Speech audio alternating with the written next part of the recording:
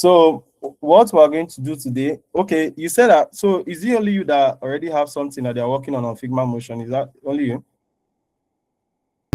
No, I did one for the recent branding project I worked on.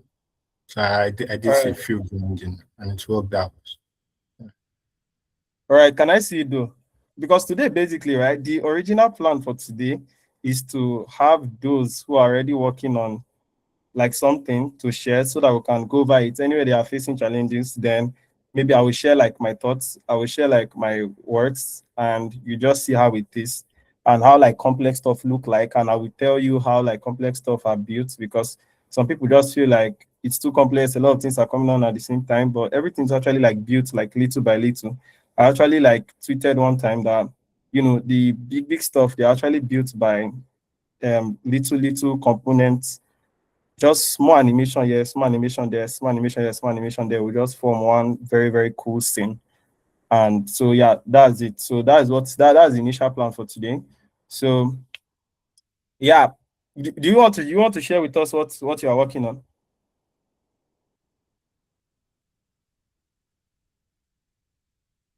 Similarly.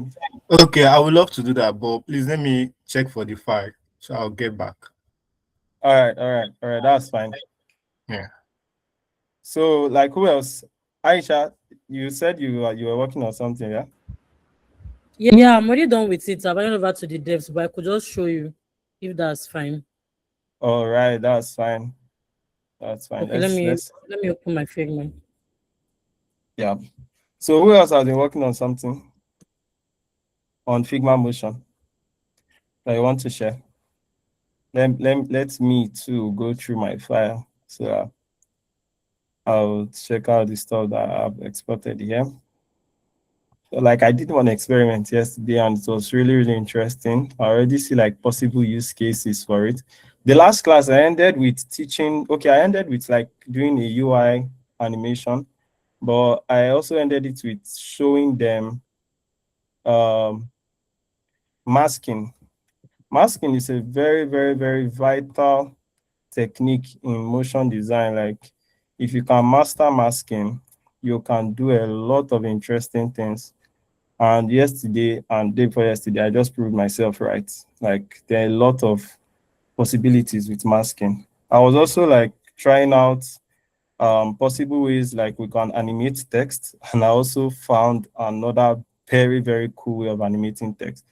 I don't know if I can share that today because it's not fully prepared for the public, but honestly, trust me, it's going to be really interesting because the possibility is not really there ordinarily in Figma yet, but it's something that we're going to do. Okay, the last video is on YouTube. Last video is on YouTube. It's 3 hours. That last class was, and that's something that might happen today. Today class looks like what's going to still cross 2 hours. But that last class was supposed to be like 2 hours, but we went like 3 hours, 40 something minutes. Like I was just yapping. What was I even saying, Seth? I don't even know. Well, anyways, we all stayed for 3 hours plus, and everybody was like, yeah, really cool. Like, thank you so much. But yeah, it's on YouTube. Just search me like classic on YouTube. So Okay, let's Christopher, I have it open. Let's share my screen now. oh yeah, please do. Let's see. Okay.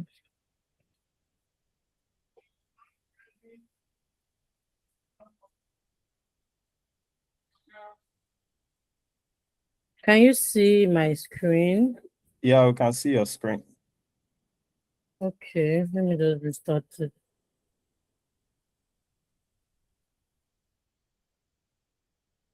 So that's Interesting. basically just what I Yeah, did on play it. it again. Play it again. Yeah.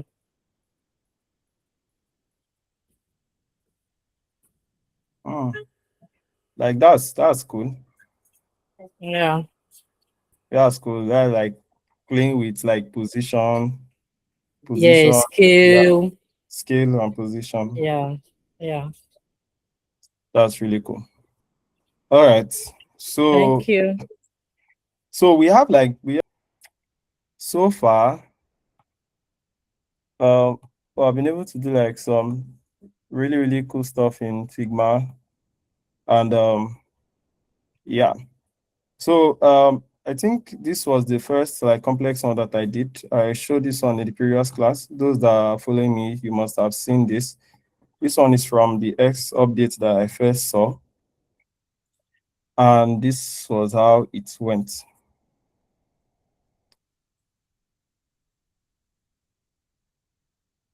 So everything here is between scale, position, the roundness of corners. Everything is just within the basic parameters of motion design, because motion design is built from is built on these little we like call them parameters now, but like that's just the word that's coming to my mind. And one thing that you need to know about motion design is the fact that motion design, it's more like a form of like we're trying to communicate. You understand what I'm trying to say? Like it's not just to make things move. Whenever things are moving, you are trying to communicate. And it's motion design is an offspring of graphics and animation. You understand? So in graphics design, we have like rules which are centered around the hierarchy, color, visual balance, typography, and every other one that you know. And in animation, we have like the pacing, the reading, and how like objects move, the tension, and all those kind of stuff there. So these things, they come together to actually like help us communicate. The primary purpose of the motion design, the primary purpose of whatever we are designing is to communicate an idea. Even if the way we are trying to communicate that idea is dependent on our creativity, it should not remove the fact that we are trying to communicate an idea and we're not just aimlessly moving things around or bringing things in or scaling things or whatnot. Just have it at the back of your mind that when I want to create this motion, I am trying to communicate an idea. And this X update caught my eye. This was the most difficult stuff that I ever recreated. Like this one took me 14 days. Took me 14 days. If it was a personal project, it wouldn't have taken that long. But because of the fact that I was studying the video, I was studying it like frame by frame, looking at how every single thing is moving. And I believe that I got it like, let me just give myself like 95% over 100, even though everything actually look like, all right. But yeah, that's what I just give it. So every single part of this animation is like communicating the idea that, okay, that they now have like a new feature and there is a new way things are arranged and there's like categories now on different topics in the community and stuff like that. So that was what this particular animation was all about. And yeah. And the last class, I told them that to create this, I had to use 4 different frames. I'm going to repeating this now. I used like 4 different frames. So you see the way I arranged them, I called one part 1, part 2, part 3, part 4. Why did I do this? Was the fact that when I animated to a particular extent, Figma motion began to lag. So that was the reason why I had to like break it at a point. I just found the point where it was supposed to transition to another scene, and I just quickly ended it there and started the next scene at another point. So if you look at this part 1, it got to like a particular point where it was supposed to transition, and that's something that you'll be doing, like pending when Figma fixes it, you would figure out where your animation is supposed to transition and you will just end it there. Like at this particular point now, it goes pure white blank screen, right? You guys can hear me, right? Yes, Somebody yes. on this mic. Okay, good. It just goes like pure blank screen. And the next animation that we're supposed to like come in after here, and the next animation scene is also a blank white screen. So you can see that the ending and the ending of this one and the beginning of this one is where the smooth transition comes in. So this other one comes in and nobody notices it because this is more like now like the composition part, the like in After Effects now where people like create compositions and they just fix it there, and different compositions are more like interacting with each other. So I basically use components for that. You can actually do it without components, but using components is really it's better because you can just like carry the child properties and just put them in. So if you want to change anything, you are not just trying to change it from the timeline. You just go to the parent, you just change the parent, and it just affects the child immediately. So it's the same thing, like the part 2 is done, then immediately the part 2 ends. This is where the part 2 ends, and it goes to a pure black screen. Then the next one, the part 3, is now starting from a pure black screen too. So at the point where all of them met, you can see that at this point I attached an opacity keyframe so that it can fade in, kind of, but it's not like fading in that you will not see that the beginning is actually fading in, especially if the next part is coming out sharp, and it's not like it's coming out faded. If the next part is coming out sharp, it's not supposed to like fade in. So the opacity, it's at a point where when it gets to 100, it's already time for that one to come in.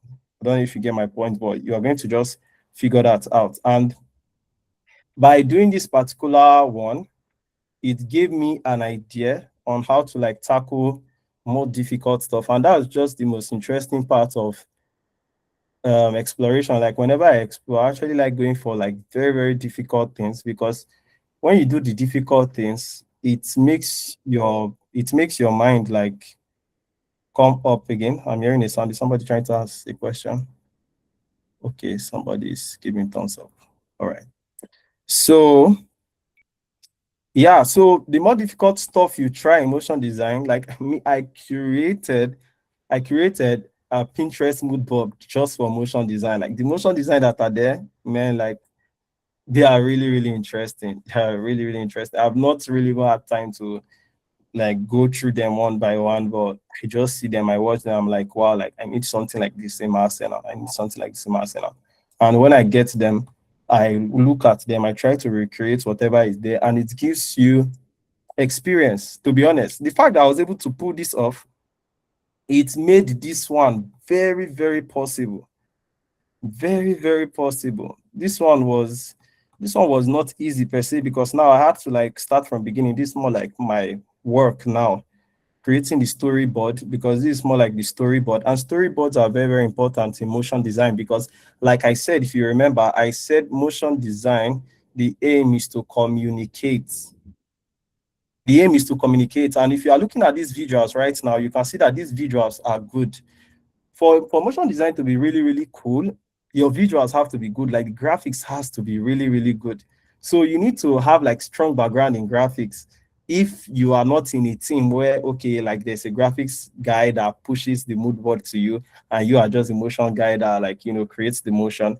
But if you are the all in all, you are supposed to create the mood board yourself, create every asset yourself, and also animate. You just have to have a very strong graphics background. Like your UI game needs to be very, very strong. Okay, your visual game needs to be very, very strong, because while I was creating this mood board, like if you check in the main animation, right, these stars, they were not in the main animation. Why? Because I wanted everybody's attention to be on the text. Okay, I wanted the attention of everyone to be on the text. So I had to like take those stars out. Are the stars beautiful? Are the motion of the stars, will it be really cool if it's in the motion? Yeah, it would be really cool, but to me, the attention, it was conflicting. There was a conflict of attention, and that was not something I wanted, because the primary goal is to communicate what this particular app is about. That is a social media app that actually like connects people together. So motion design is not just like jumping on Figma motion, jumping on After Effects. You need to have it at the back of your mind that I'm trying to communicate something, and your visual game has to be proper. The way you use your text, the alignment, everything just has to be really, really good. Okay, everything just has to be really, really good and clear to your users.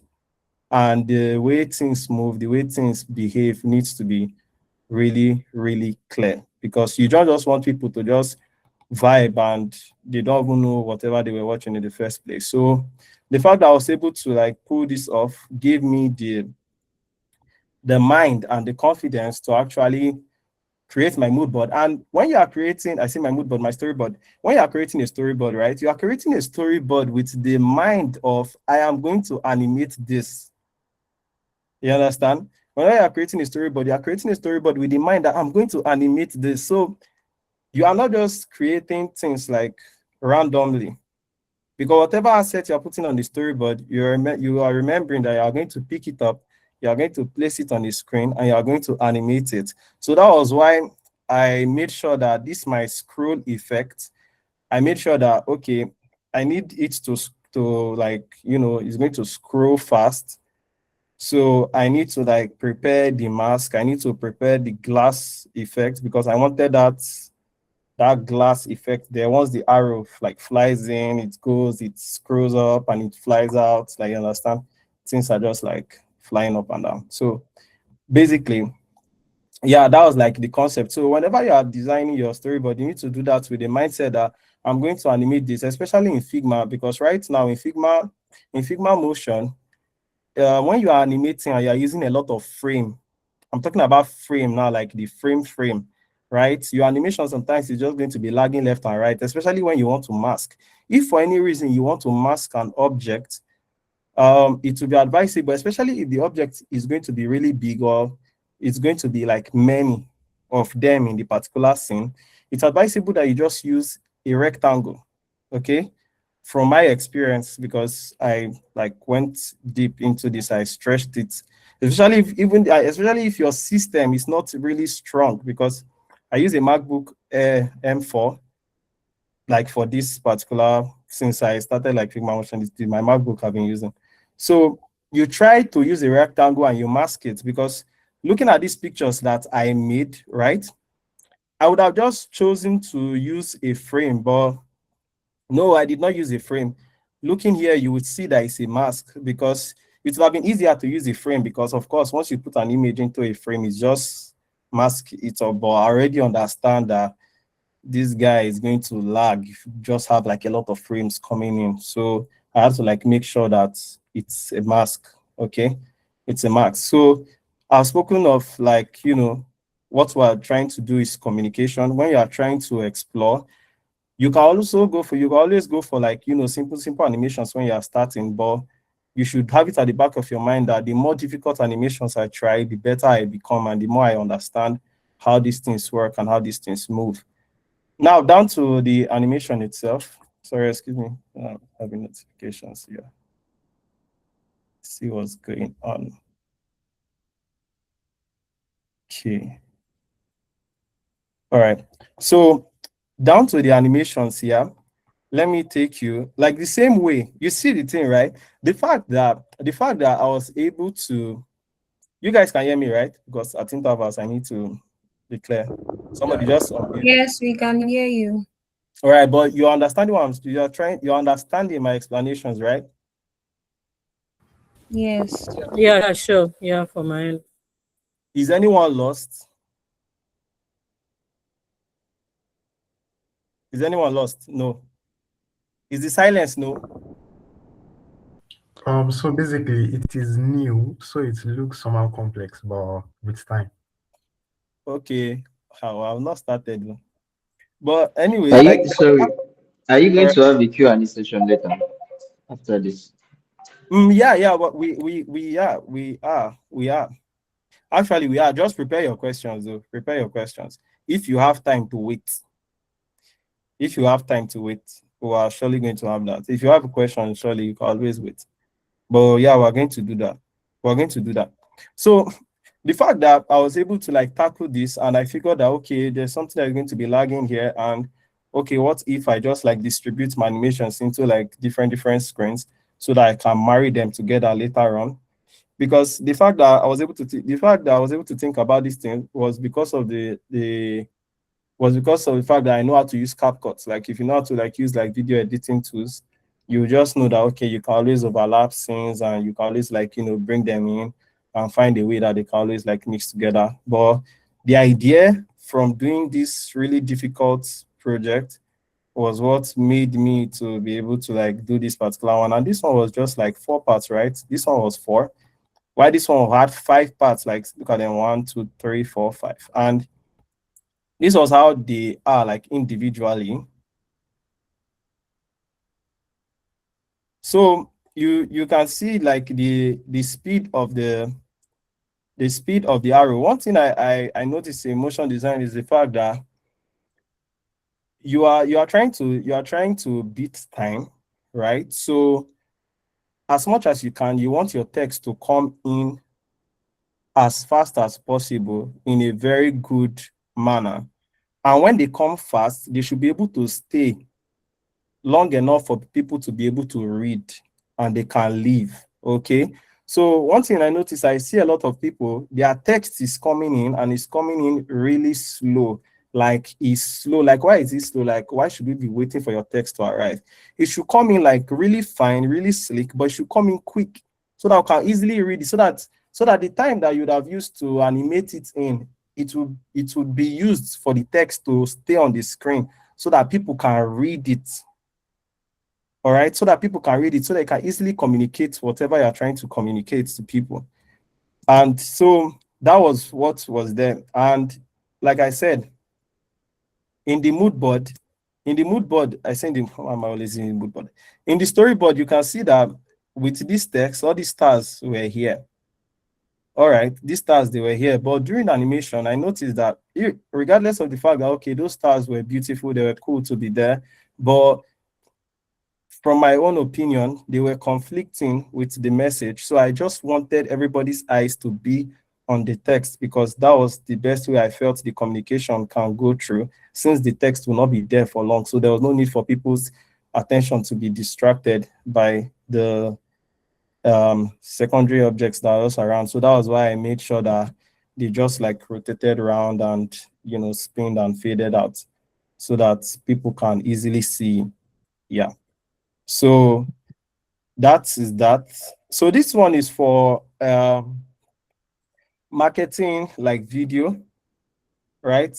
Okay, I have one for UI. There is a UI. Yeah, there's a part for UI here.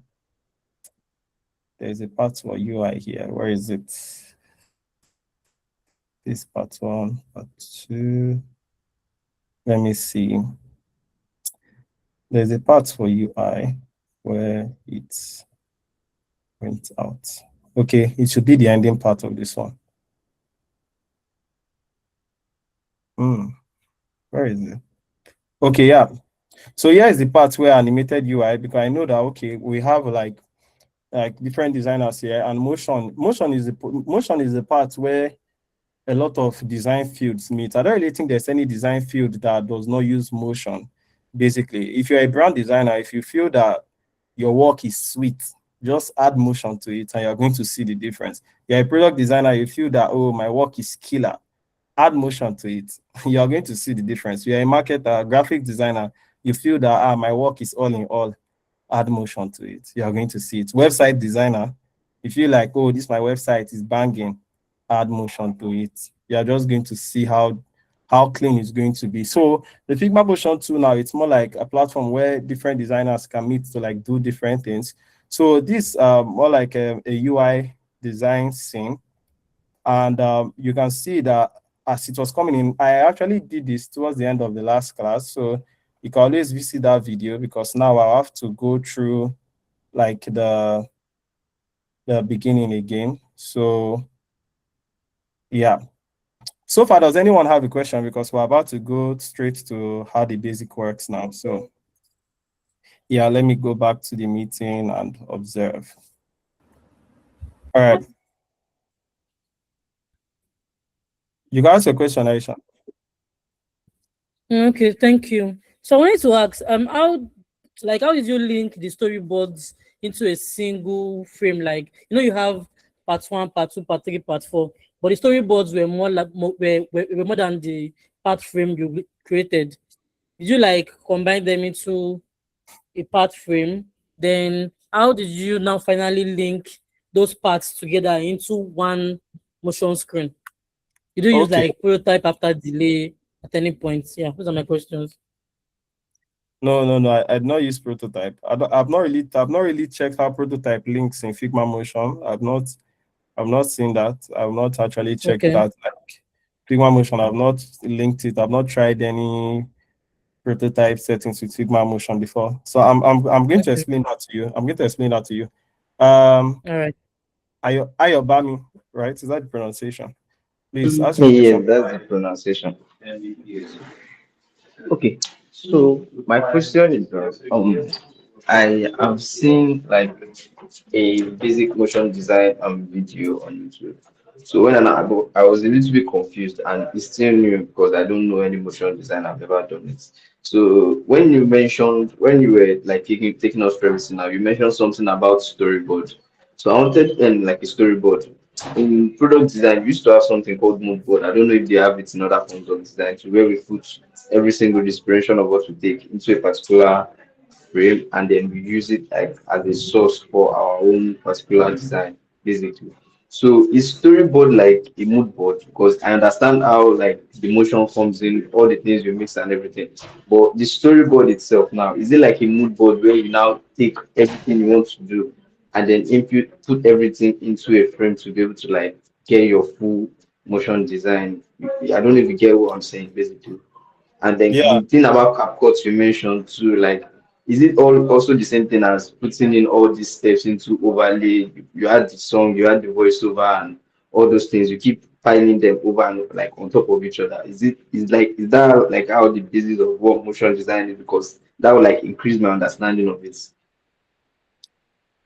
I'm going to tell you the parts like where it comes in. I'm going to tell you the parts where it comes in. Just give me a minute. I'm going to tell you the parts where it comes in.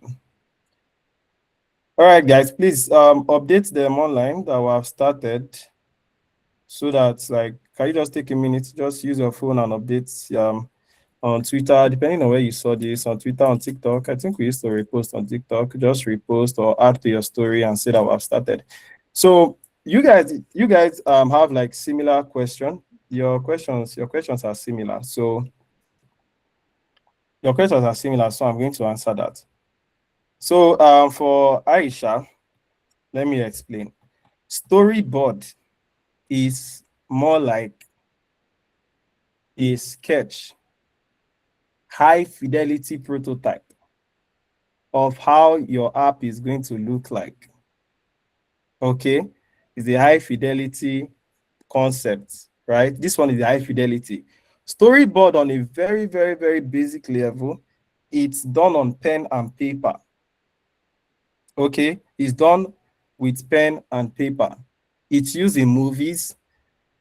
It's used in like video production, even like content creators, like people that do content, that all those people that used to do special effects, that and the scene is going to start from them holding their mouse, and then they are going to go to the side.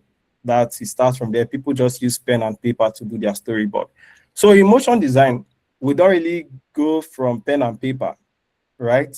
Not always, at least for independent. It's not like when you're working with a team where there's like hierarchy and a lot of people have to approve and approve, then you need to start from pen and paper before you start wasting your time on high fidelity and people start pushing things up and down. They need to like, start from pen and paper. So your storyboard, it's the conceptual stage.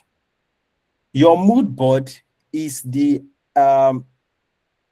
stage where you are still organizing ideas on how your stuff should look like.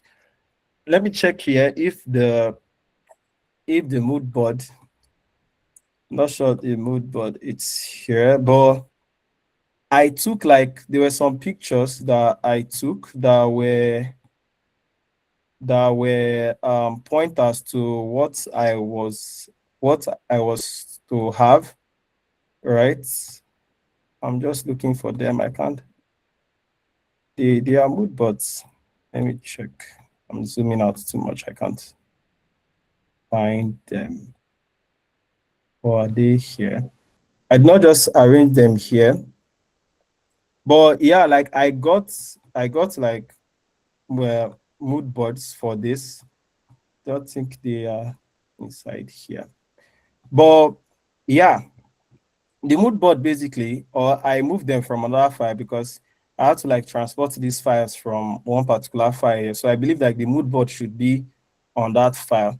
So if you see the mood board, you are going to see like some similarities with what you are seeing now. But yeah, the mood board is where, like, ideas are gathered together, while your storyboard is what is more like your high fidelity prototype on how things are going to be. Okay. And for Aisha, and this question is going to still answer Ayobami's own, is the fact that these things, they are static designs. They are just static. They are static. By the time you want to start animating, depending on where your video transitions, where you now have to, like, end it there and go start another frame, everything will just be coming in one by one.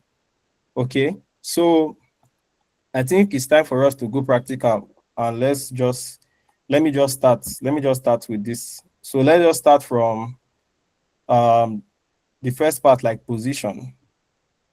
Okay. I think that's where we're going to start from. Does any other person have like any other questions before we start, like with the basics? No other question, right?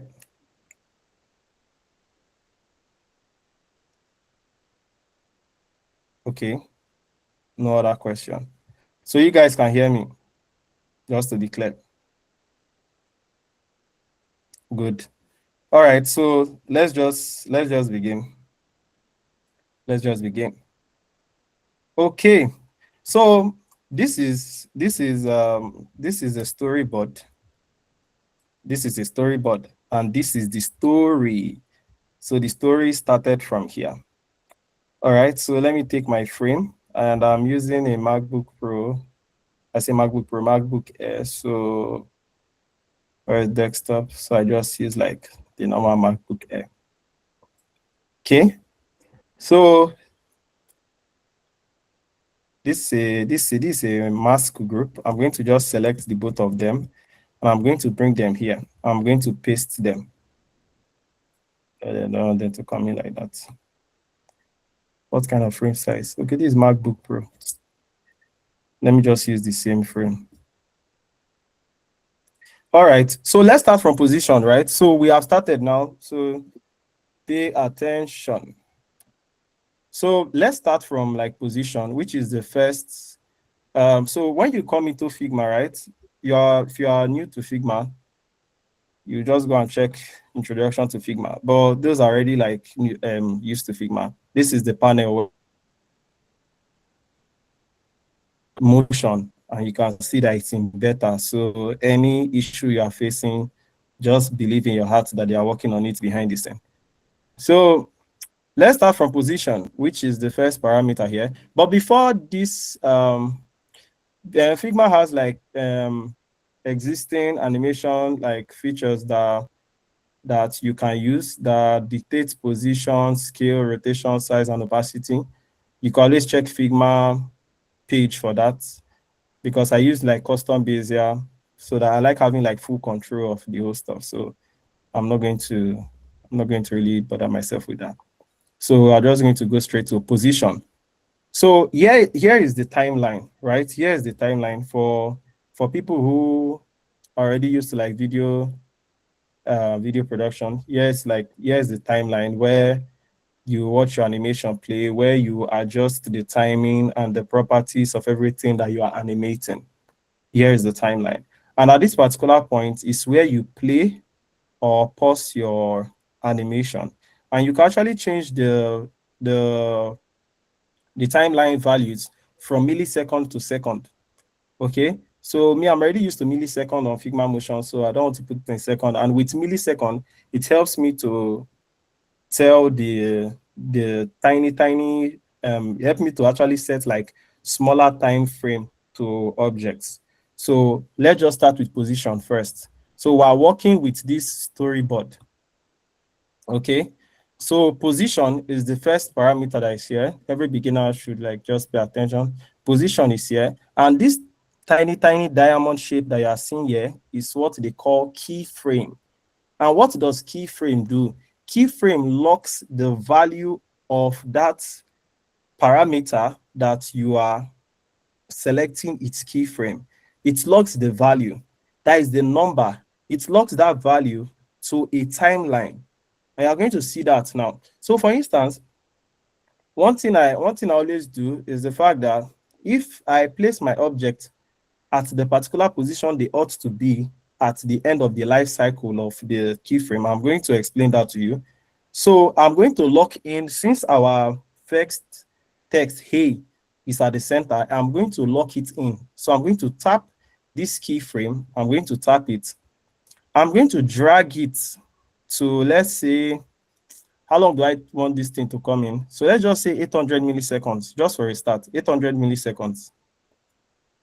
Let's just say 800 milliseconds.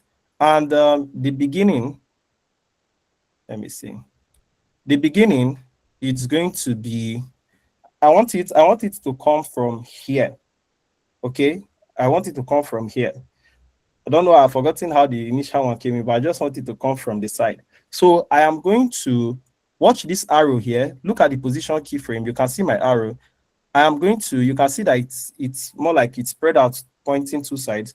I'm going to drag it here. Okay. And I'm going to, apart from the position, the next part we have is scale. You guys are going to see how we're going to use that. We have scale, we have rotation, we have opacity, we have the roundness of corners, especially like when you're dealing with like rectangles and frames. We have the roundness of corners. We have like stroke. We can even alter width, but the fact that this text is a mask now, so we will not see like the colors inside, but we can actually like change the color. We can actually put keyframes on colors. And yeah, down to the stroke width, we can also alter that. The path trim, you are going to also see that. All these are in the first video, but let me just use this point to just, use one stone to kill two birds, talk about the parameters, and also talk about like how we use storyboard and stuff like that. So this is the first part. So if I play this animation, you are going to see this text move from point A to point B, which is basically the concept in motion design. The movement of objects from one particular state to another, not just position. Sometimes an object can be in the same position, but they are changing states. They are changing states in the sense that they can change color, they can change size, they can change form. So the movement of an object from one state to another within a time frame, that's more like the summary of like the motion design concept. And every motion is trying to communicate something to their viewers. So let us see how this one plays out. So you can see that, and that is like really, really slow. So I'm just going to like take it back in a bit.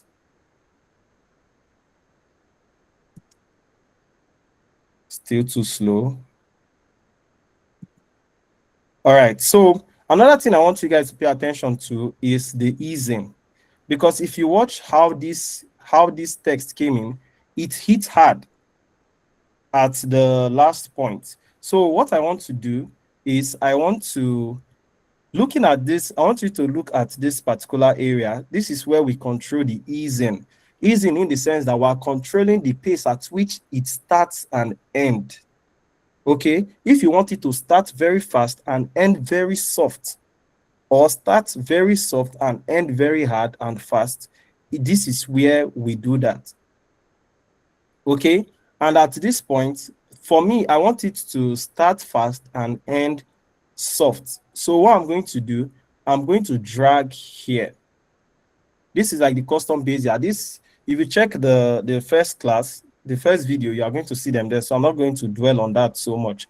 So we're just going to like work on this move. I'm just going to be explaining it. So by the time you are going through that first video, you will just get like the whole idea. All right. So let's see that again. Can you see that? Can you see that the motion has changed now? So what else are we going to apply to this now? What I want to apply to this is opacity. And what is opacity? Opacity is basically, it tells us how visible an object should be. Okay, how visible an object should be. So I'm going to lock in an opacity value. You can see I'm about to click this, the opacity. I'm going to lock in the opacity value, and I'm going to drag it forward. I'm not going to drag the opacity value here at the beginning. Why? I'm going to actually show you why. So I'm going to put in a value. I'm going to put in a value of 0 at the beginning because I already locked in 100. So I'm going to put a value of 0 here. And you're going to see what's going to happen. Can you see that? But I don't want it to become visible when it already gets to the ending. I want it to become visible in transit. And I want it to be visible in transit. I want it to be visible like fast. So let's see how it's going to be. Can you see it? So this is more like the first scene. And now I want to explain another thing, which is position, like objects on a path. And I'm going to use this arrow to explain that. It's also within the position parameter. I'm going to explain that to you right now. And we're also going to use the rotation value.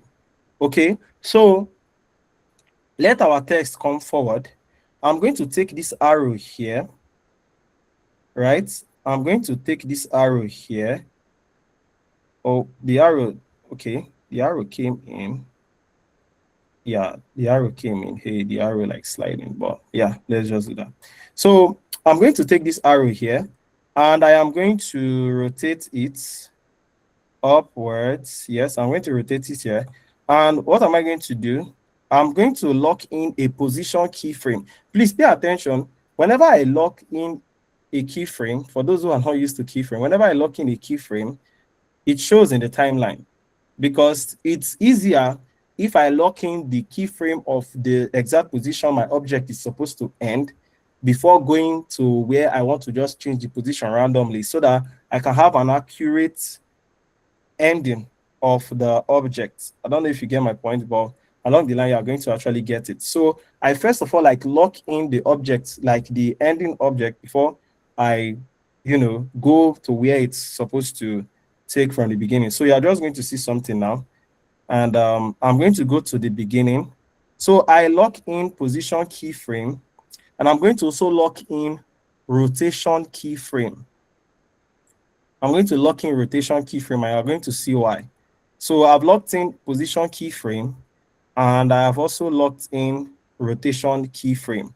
And to show that, okay, that these keyframes have been locked in, you're going to see a tiny blue, you're going to see a bit of faded blue color that is signaling on this particular portion that has been, that keyframes have been added to. So I'm going to go to the beginning. I'm going to go to the beginning and I'm going to lock in a position keyframe. So I'm going to drag it now. Can you guys see this? You saw it in the first one. And I'm going to explain something to you with this, which I also explained in the first class, but just watch that video. Just watch that first video. But you're just going to have the whole idea at the end of the day. So I'm going to drag it outside the frame because I don't want it to like fade in. I actually want it to come out from the frame. So I'm just going to drag it out. And what am I going to do? If you know how to use pen tool in Figma, you know how we bend the pen tool using the command on the control key. Okay, we use the command or the control key. So I don't want it to, let me show you something. I don't want it to come out like this. Can you see the way it came out? No, I don't want it to come out like this. I want it to come out in a bit of realistic manner because no one moves a mouse and the mouse is just moving on a very straight line. Then there are some inconsistencies that require the mouse to, move in a bit of like a slopey way. So that is exactly what I want to do to this. So I am going to bend it. I'm going to tap on the keyframe. I'm going to hold my command key and I'm going to bend it like this. So our arrow is going to travel along this path. Okay, our arrow is going to travel along this path. So sometimes you might want to also add another one here, to give it a bit of more. And the same way we use option or option, the key on Windows, I've forgotten now. Alt, yes, Alt. Use your option key on Mac or Alt on Windows to just handle only one part of the stuff. one part of the angle bar instead of the both of them at the same time. So we have locked in. So let's lock in rotation, because at this point the arrow is still facing upwards. Because if we move it from the timeline now, you can see, you see how the arrow is moving. It's not realistic enough. And I want to copy, one thing that we can also do is that we can copy easing properties. Because me, I don't really create my easing design system yet, because sometimes I'm always altering the easing because it's more like an iterative process when I'm animating. Sometimes I reduce the timeline, sometimes I have to like change the easing because I want something to come in a bit faster but smoother, instead of like coming in slow but smoother. So there's always iterating and iterating on the process. That's why sometimes it like takes like long. So we can actually like copy. I tap it and I select the position. I want to copy the easing. So I'm going to copy easing. I'm going to tap the position of the cursor and I'm going to paste it here. You can see I'm going to paste it so that it's going to have like that same flow. It's going to have like that same flow. So what I want to do here, I want to change the angle, because I can always tap just one part of the ankle of the keyframe and I drag it in. So let's change the rotation of this one. I want it to come down so that the movement can be a bit realistic here. So at this point, I have to like, straighten the face, and it's just going to be linear. I'm going to make it linear so that it's just going to be fast and straightforward so that it does not stop anywhere. I'm going to make it linear. I'm going to copy this and I'm going to paste it here so that it can be, linear. And whenever you want to like make the ending like a bit softer and slower, that is where you increase it here. All these ones, they are in the first video, so just be gathering the knowledge here first, and you're going to see how I explained like the custom bezier in the first class that we held. So let's just write on with this. Okay.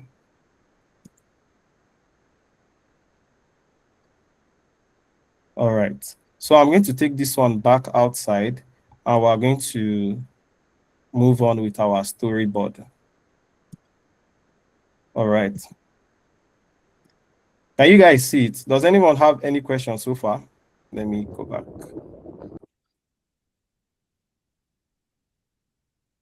Does anyone have any questions so far? None from my end. I'm All sorry, right. I don't know whether it's from No, my own yeah, side, but I can no longer see your screen. Okay, it's back now. yeah, no, you can't see the screen. You can't see the screen right now. Yeah, you can't see the screen right now. Yeah, okay. So we're all good, right? So I'm waiting. Like Uchechuku, are you still here?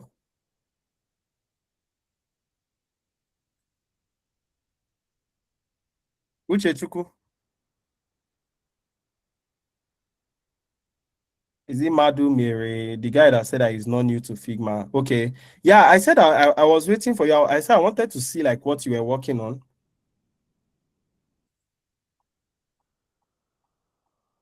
I said I wanted to see like what you were working on, just in case there's anything that maybe like you are not clear with, and we're going to actually like do carry on that. So far we're all following, right? We're just like building on like a storyboard, so we're going to like get the whole idea. All right. Okay. So this is more like the first scene. So let me just play the original. Let me just play the original video. Let me see how it went. Okay. So the arrow came in, it bent, and it screwed up. So do we understand like the position now? Do we understand the position, the keyframes? Do we understand that now? Like, let me see a lot of thumbs up. Like, we're about 30, 29 here. So let me get feedback. If you are not clear, it's good you speak now, so that. All right, Hafsat, go ahead. Sorry, I have a question. So, um, for every keyframe, right? So I have to set the position for that keyframe before I make any motion. Like if I want it to move from one position to another, I have to set a keyframe saying from this position to this position to this keyframe. You are supposed to be at this position. The same thing for like opacity. If I want to do like an opacity stuff, like I want the opacity to be at zero. Do I have to like set the keyframe from a certain period that I want the opacity to be at zero? I'm not really clear on your question, but let me try to repeat so that you say if I understood or not. What you're trying to say is the fact that if you want to do a keyframe, but like, do you need to tap it first? Eh? You know what? Just type your question. What I mean, Just okay, type your okay, question. Uh, just type your question. I'll visit it once I'm back. But just type your question. Just type your question. All okay, right. thank So you. yeah, you're welcome. Okay, thank Is you. there is there any other person? Is there someone that is working on something right now? Because this class was supposed to be like for those who are already working on something, they were going to use like whatever they are working on to, like, teach. Because this the beginning parts, like this whole beginning part of Figma, it's already on that first recording. So it's cool that we're actually using a storyboard to actually like check that out, to actually like still go through that route. But I just wanted to find out if anyone is already like doing something that is a bit tasking and maybe needs clarity on something. Okay. Hello? Yeah, Uche, I can hear you.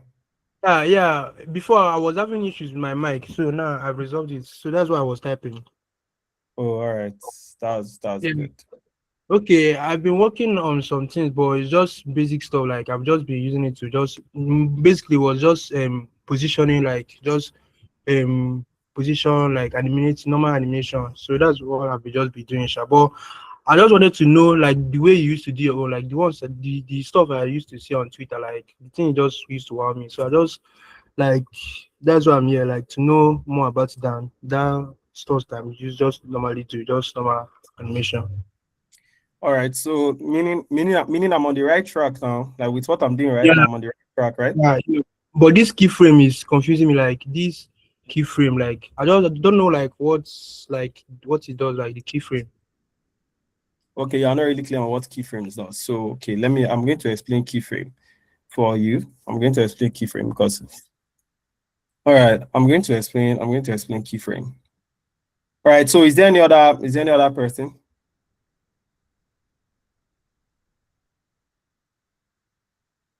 All right, so I'm just going to go back because I know that a lot of people are going to be, confused about keyframe. So let me explain keyframe again. Okay, let me explain keyframe again. Let me delete all this. Yeah, finally delete this. You see, keyframe, right? It locks in the value for you, right? It locks in the value on the timeline. It's what helps us to animate. You already understand how to animate with frames in Figma, where we put one frame here, we put one frame here, then we put in a line. In fact, let me just do that. So for instance, right, this is a frame, and this is another frame. And this text is here on this frame. I'm going to copy it so that it bears the same name because now we're using Smart Animate. And it's here in this frame. And I go to, let me fly out from here. So I go to prototype and I drag this here. and I say on after delay of 1, smart animate, custom bezier. That is what I like to use. How long will it take? Let me say, okay, 400, right? And I play it.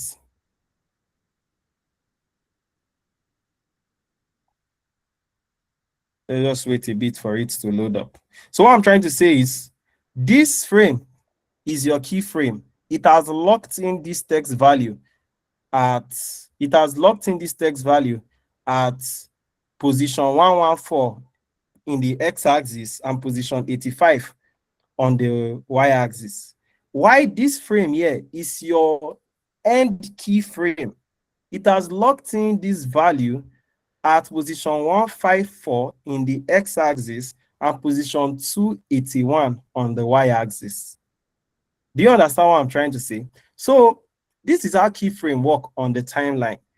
The first frame, it's the journey between your first frame and your second frame. That is still the same concept of keyframe.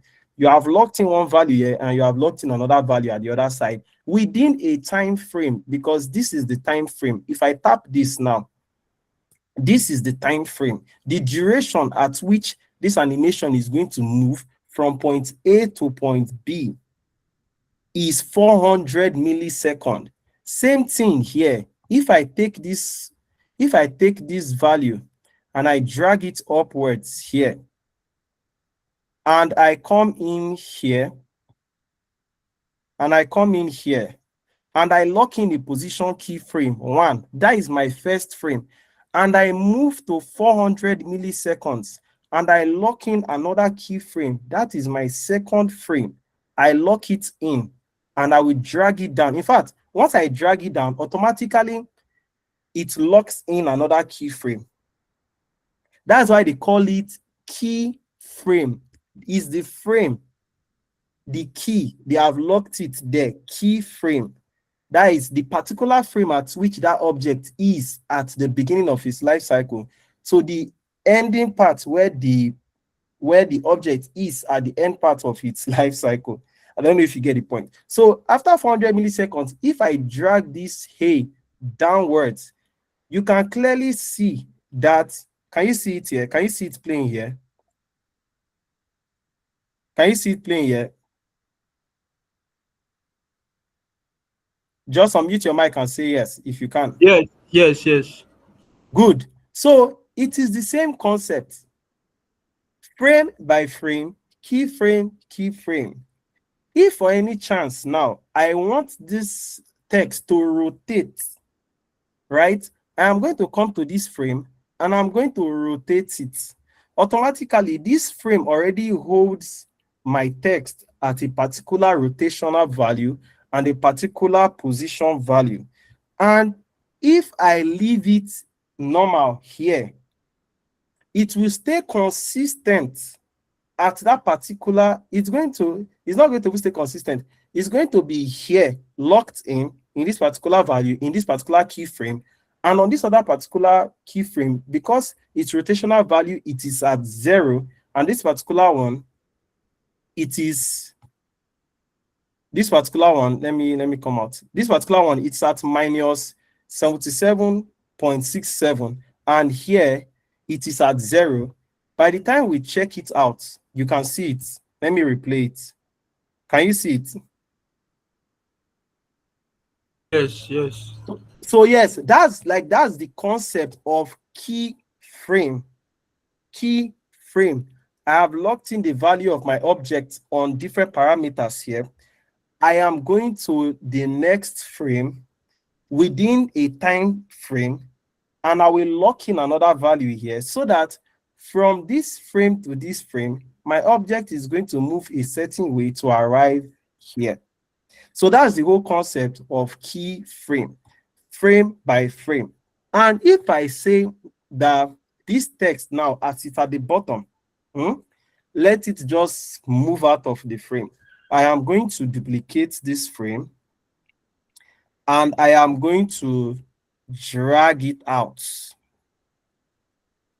Now, I am going to go into prototype and I'm going to connect them together because, of course, that is how it works.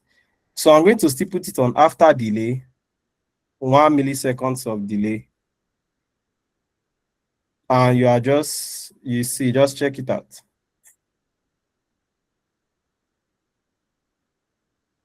Can you see it? Can you see it? Yes. All right, so it's the same thing. Now let us enter into Figma motion. Let's do the same thing here. Now let us open the motion timeline. I am going to go another 400 milliseconds, which is going to be 800 milliseconds. And I'm going to tap my object, and you are going to see the interesting part of the story is that on Figma motion, you are going to see the paths your object is traveling. So I'm going to drag it. I'm going to drag it to the side until it leaves. Right? I'm going to drag it on the side until it leaves. And you are just going to see. You can see that, right? Yes. Yes. So just have it at the back of your mind that is how keyframe work. And the more you practice, the more you lock in values, the better for you. So at the beginning, I can lock in a rotation value. If I don't lock in the rotation value, right, the rotation is going to remain on that particular rotation throughout its life cycle. It's going to remain on that particular value throughout its life cycle. But if I go forward, let's say at this particular place, and I make it straight, right? And I make it straight like 100, it means that it's going to go through this cycle. Then as it's getting to this point, it will gradually straighten up and it goes out. Can you see that? Right? You can see that, right? Yes. Yes. Good. So that's the concept of keyframes, like key in values of an object on the timeline, which tells how the object should behave within a particular time frame. So I hope that's clear now. Yes. It's clear.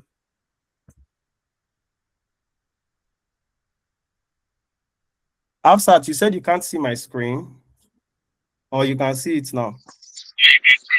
I can see it now. Thank you. All right, no problem. So, like, is there anyone that is still confused about the keyframes? Like, we get the idea now, right? Thumbs up if you get the idea. Just thumbs up. We are plenty here, so let me see the thumbs up. Like, let the thumbs up be plenty too. All right, all right, all right, all right.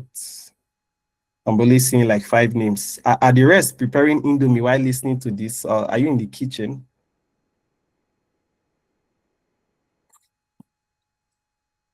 All right. All right, so like let's move ahead. Let's move ahead with interpreting the storyboard. So yeah, so based on the storyboard, so that is how it was. Let me cancel everything that I've done here, and I'm going to go back to this. I'm going to go back to this. You see, look at the time now. It's even 6:22. You see, motion design, to teach motion design, it takes hours. Is somebody raising up their hand? Peter, also.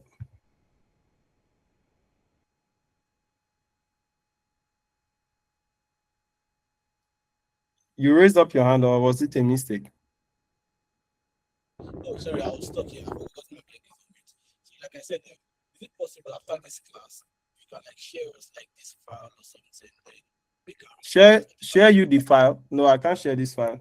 The file will not even help you, to be honest. I can't even lie. This file will not help you. I'm going to show you what the timeline looks like.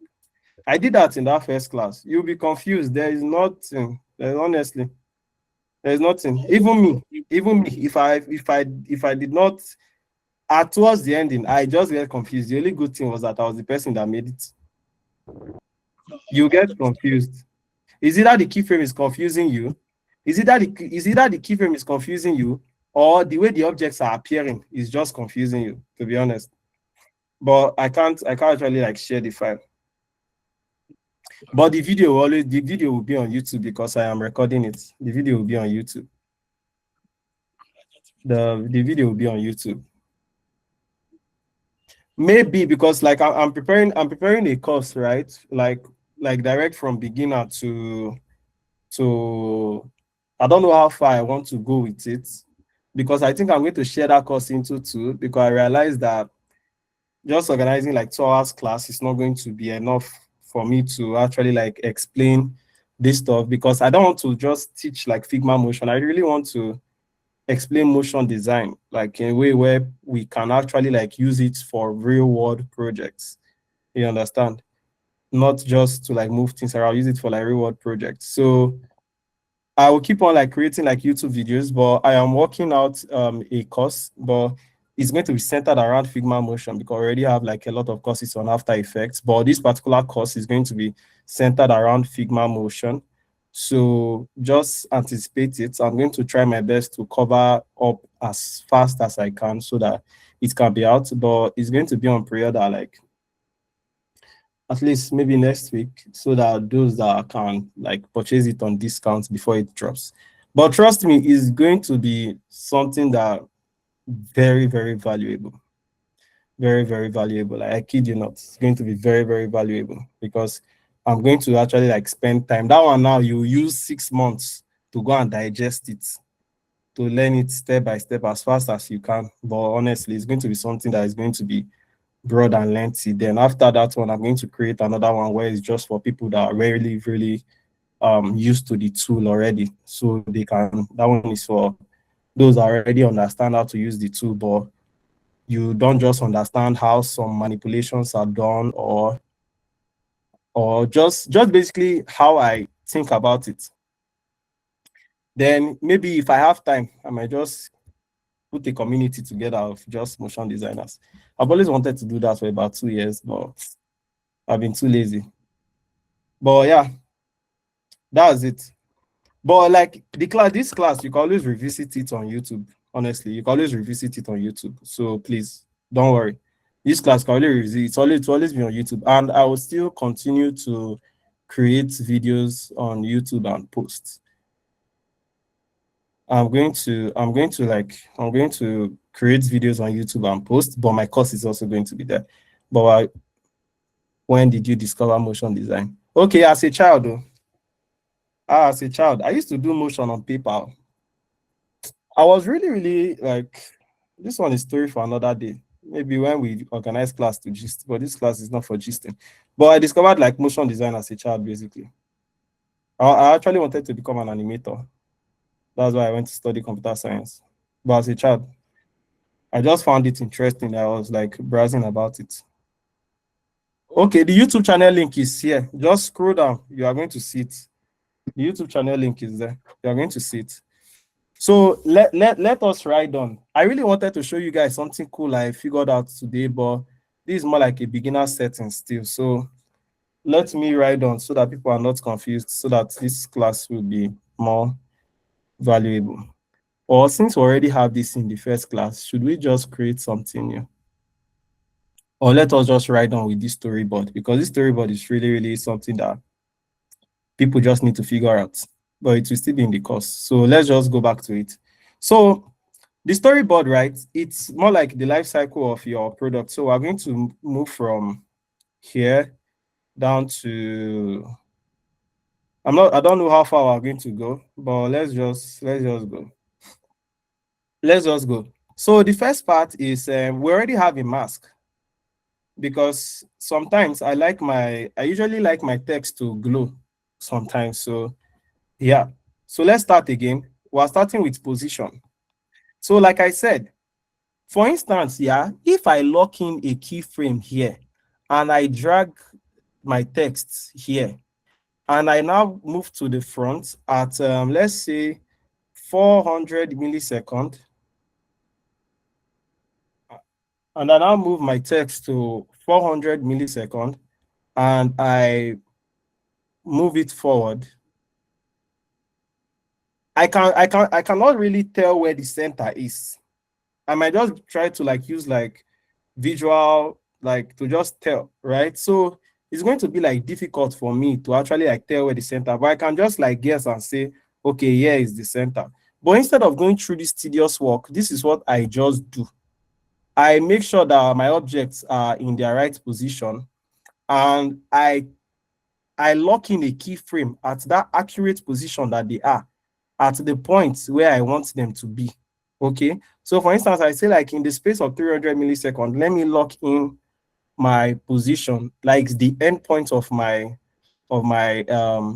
object, and I'm going to still lock in opacity. So I'm going to go to the beginning, and I'm going to drag the object to, oops. I'm going to go to the beginning, and I'm going to drag the object to this particular point, and I'm going to change the opacity.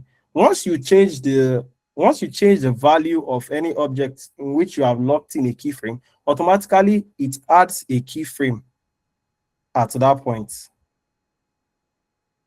Oh, I think there's a problem. I went to add a keyframe to the MacBook itself instead of the object. My bad. Let me copy this. So I'm going to just copy it. I'm going to return this to the middle. I'm going to go back, and I'm going to add 300 milliseconds. I'm going to paste it in. Did it work? It did not work, because it does not have, but let me just lock in opacity and position. So yeah. So I already have opacity and position locked in. I'm going to, at this point, just drag it to the side. And I'm going to take opacity 0. So it's going to come in here, just as we have, just like we did at the beginning. So custom base, I want it to like arrive like soft. So I'm going to like bend it at this point, because at this point it's going to go up with like speed, while it's going to slow down here. So it's going to go up like with speed, and it's going to slow down here. So let us see how it's going to go. Yeah.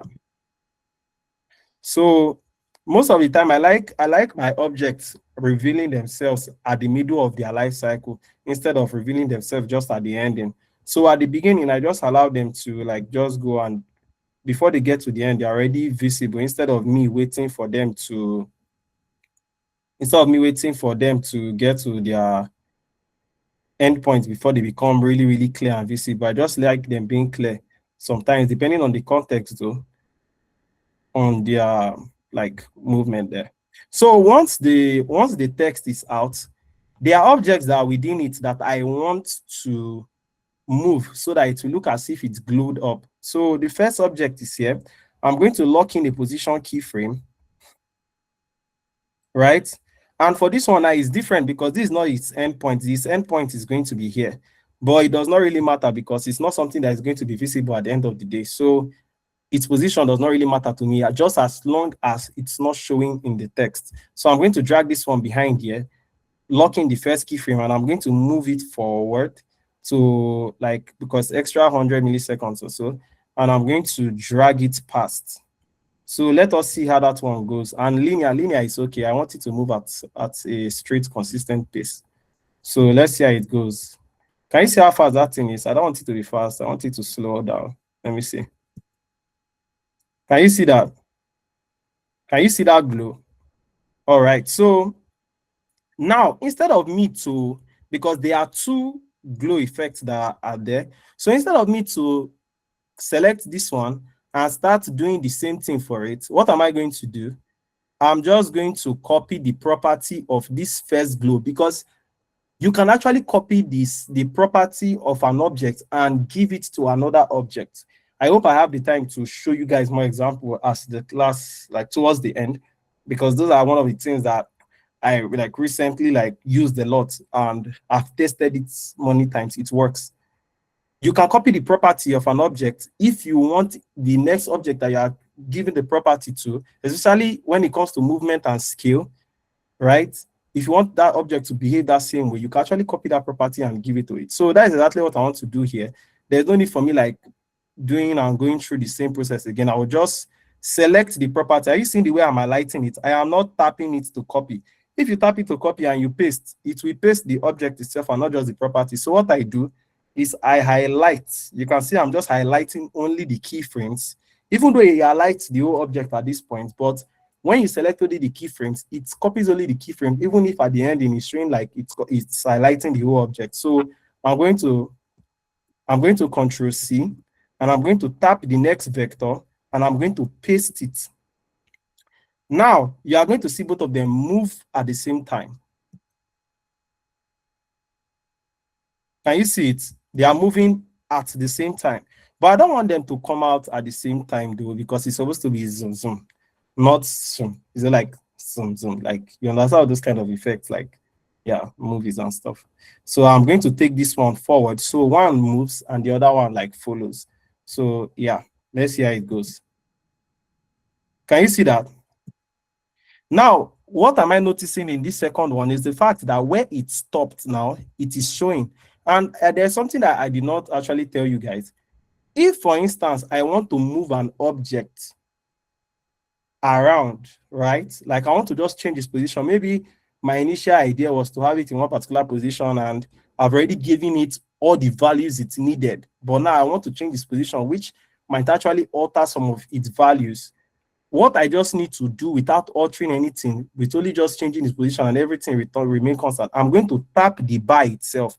When you tap the bar, you will see that the keyframes, the two keyframes are highlighted. So what I'm going to do, I'm going to hold one part of that keyframe that is highlighted, not tap it to hold it.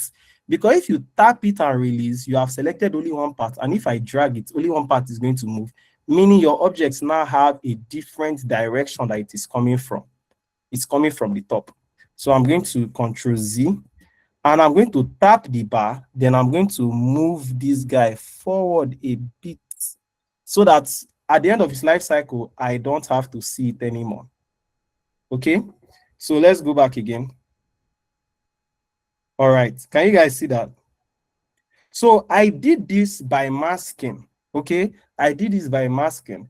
I believe masking is one technique that has many applications that are just mind-blowing. Like if you know how to mask, you can do a lot of really, really cool stuff in motion.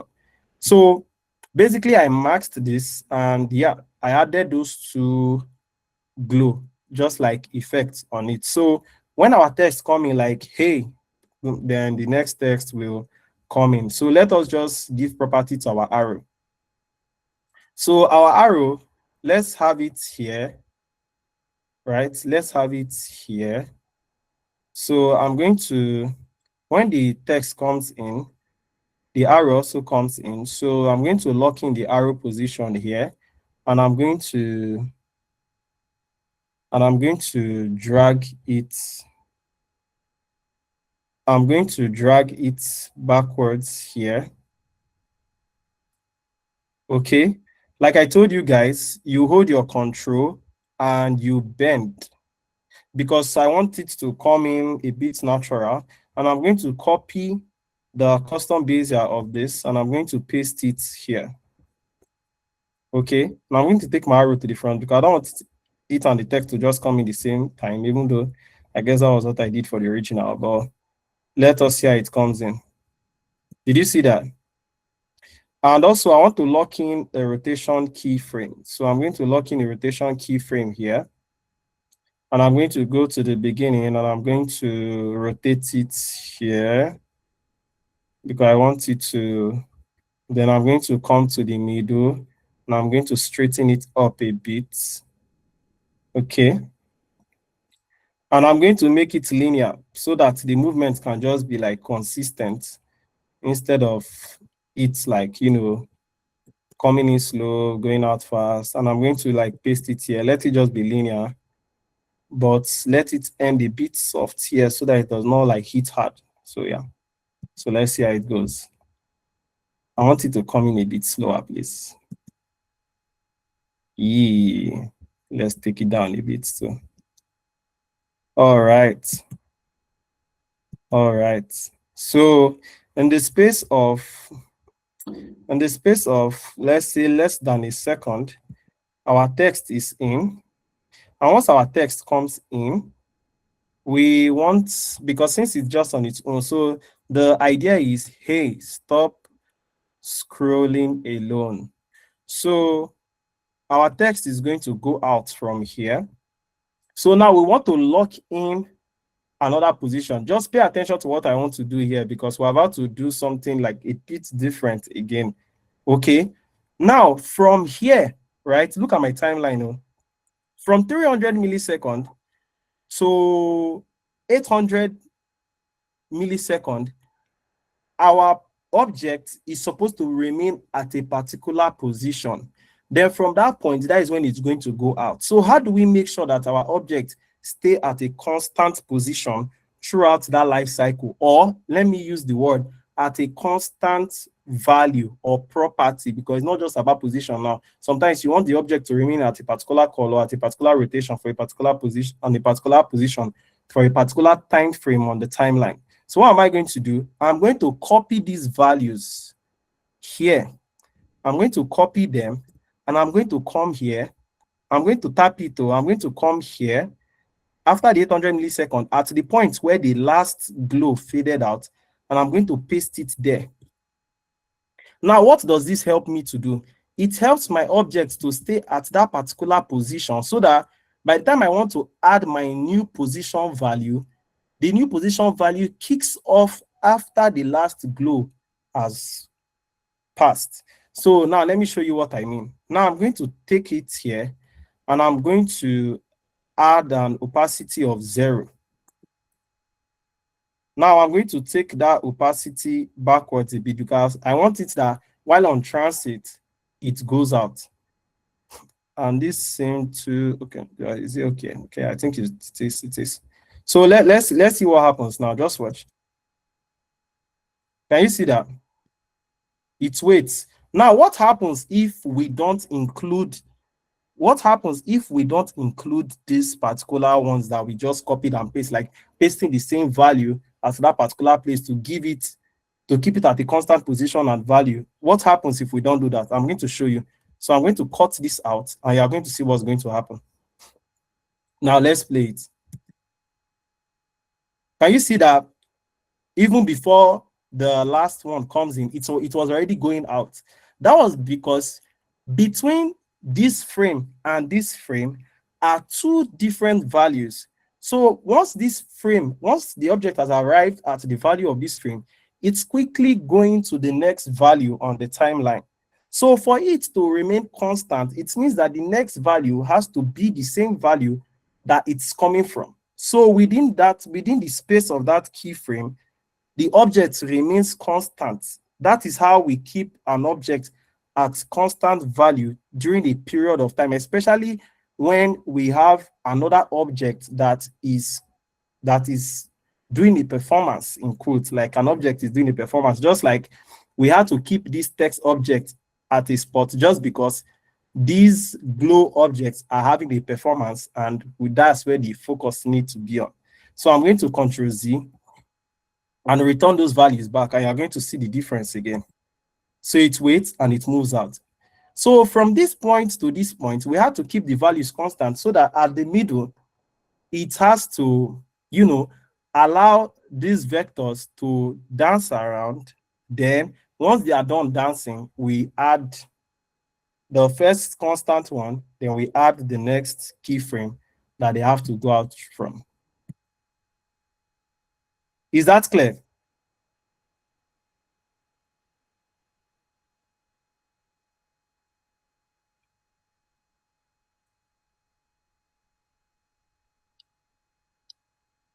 All right. There's a way to copy and paste objects and properties in Figma. That's sure. Yeah, that's what I'm saying. Or what I did, is it different from what you are saying, Ayobami?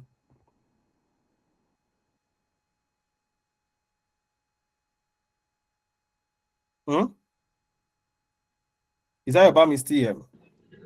Yeah. You said it sometimes we copy objects that might not, the properties might not be copied with it. So I was just like interesting that there's a way to copy objects and properties in Figma. Yeah, that's Without what I'm saying. just Like, copying it.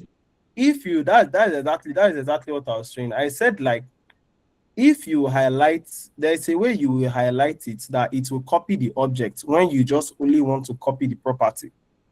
And if you copy the object and you paste it, it will just appear as an object with its property instead of pasting the property on another object. But that aside, is this stuff that I just explained, is it clear?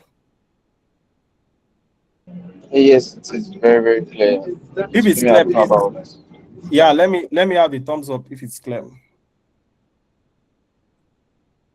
Give me a thumbs up. Let me have a thumbs up. Okay. All right. Okay. Alan is saying, Alan, are you just coming? What's confusing though?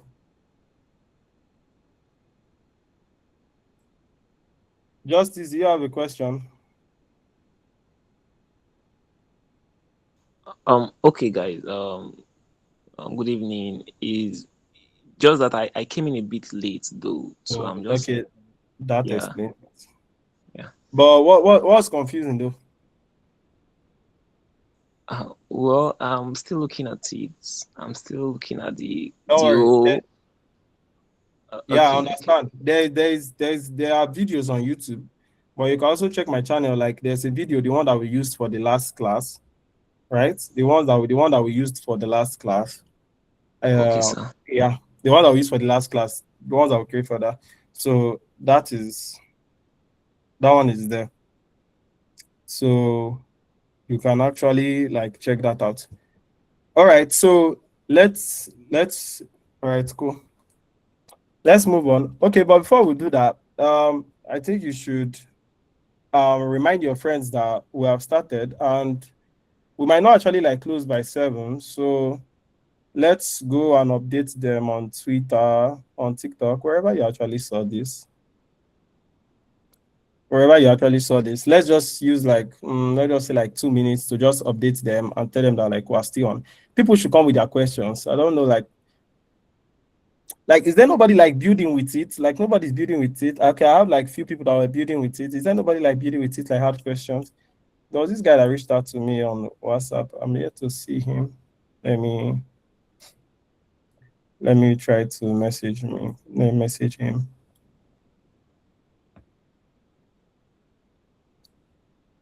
But let's just write like just update people that the class is still on. Let's update them on Twitter.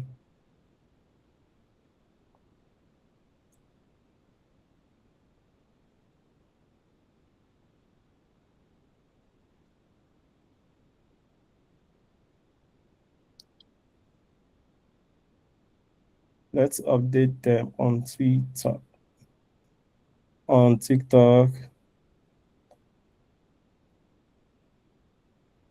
Yeah.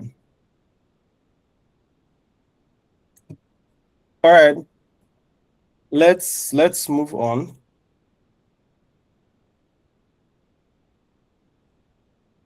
Let's move on. Okay, yeah.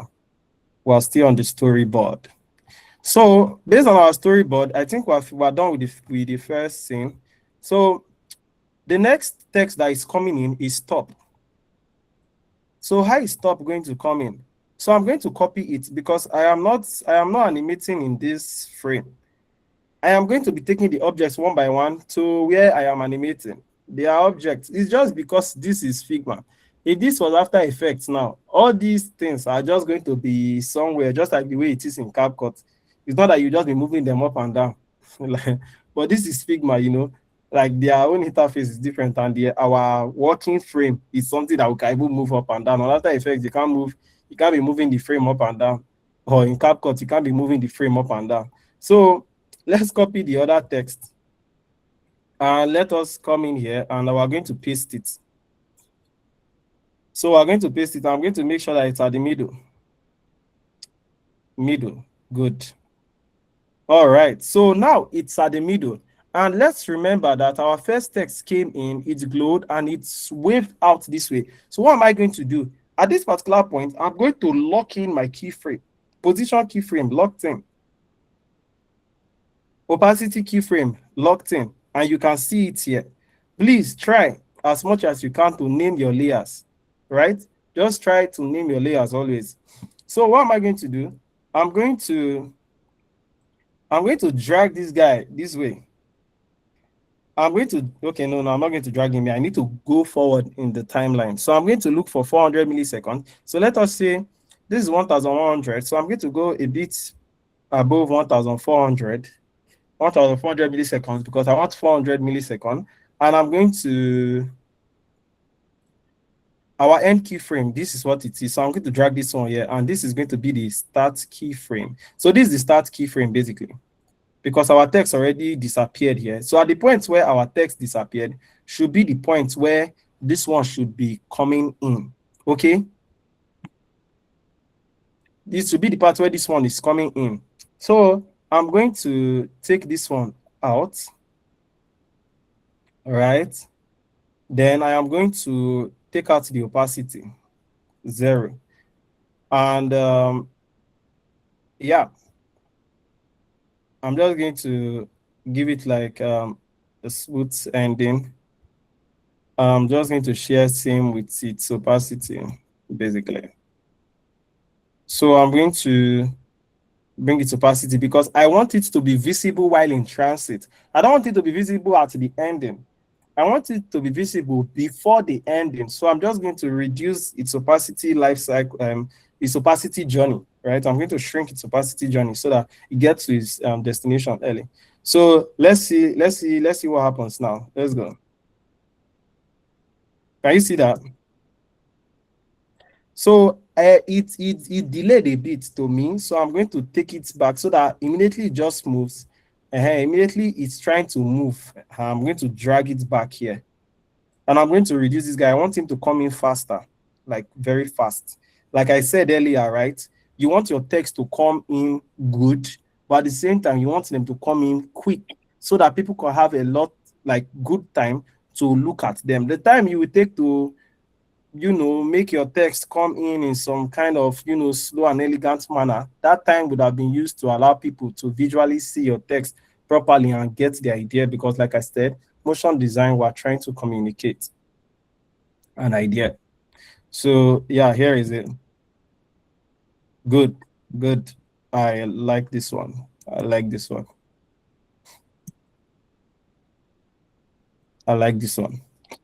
All right, so now I've done hey, stop. So the next one now is stop. Then the next guy will come in, which is this one. It's a mask group.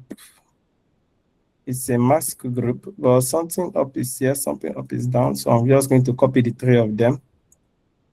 And another thing that I will advise people to do is to learn how will I put it now?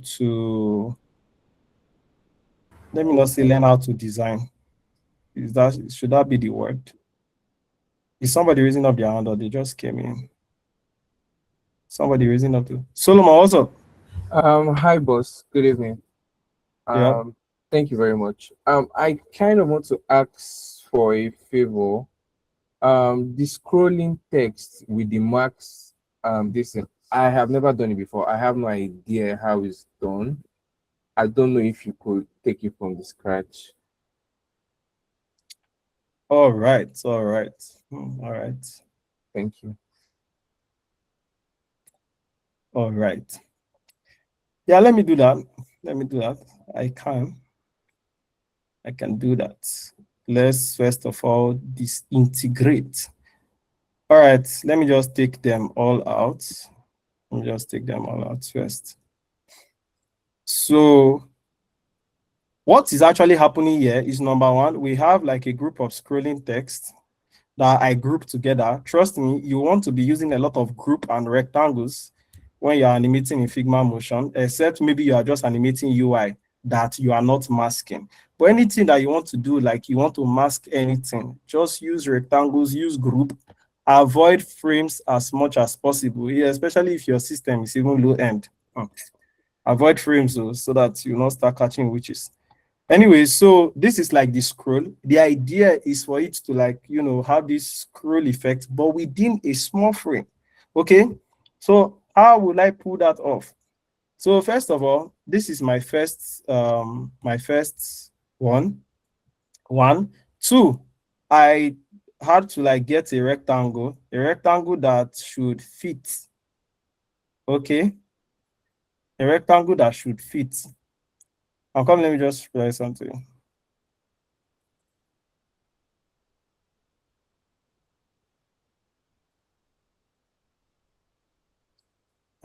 Create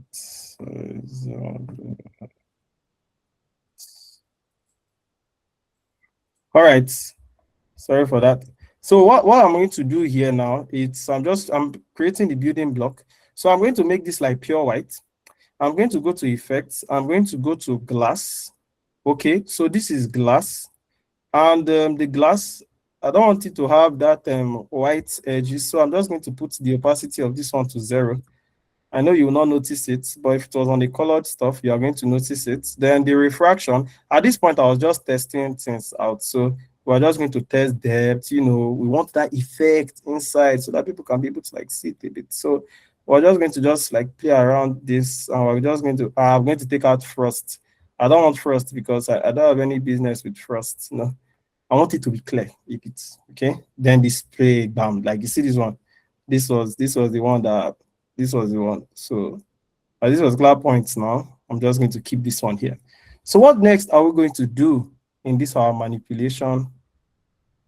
In this our manipulation journey, I'm going to decrease it a bit.